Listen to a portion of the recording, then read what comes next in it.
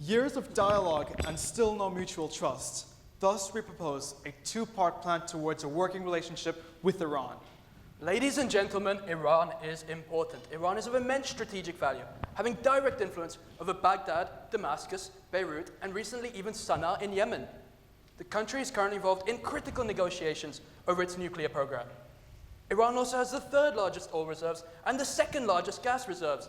A potential gas pipeline would reduce our dependency on Russian gas imports, something vital to consider given Russia's recent actions in Ukraine.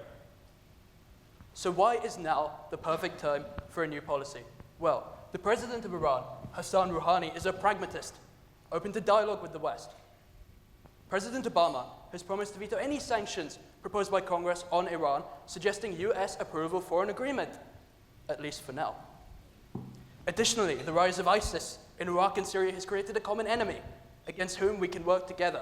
This is the perfect time for a new working relationship with Iran, but we need to act now, or else we risk losing this window of opportunity.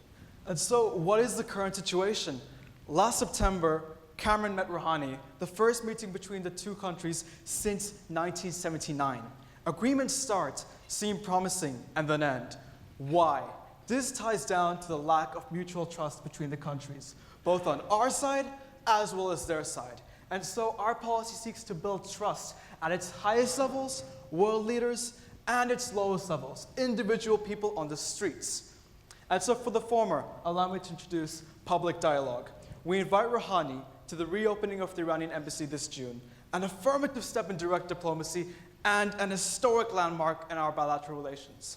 As for the lowest levels, the common man, part 2, microfinance. We loan funds, offer long repayment periods, no interest rates in accordance with Islamic finance, and target rural communities. This will have a huge impact. 80% of businesses have fewer than 3 workers.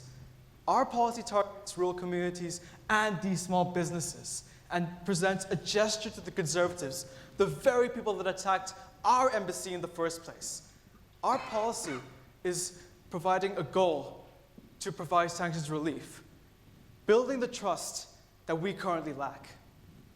Now, there will be obstacles, but these can be overcome. We acknowledge Israel's concerns, but through improving dialogue with Tehran, we put ourselves in a better position to achieve a reduction in tensions between both sides.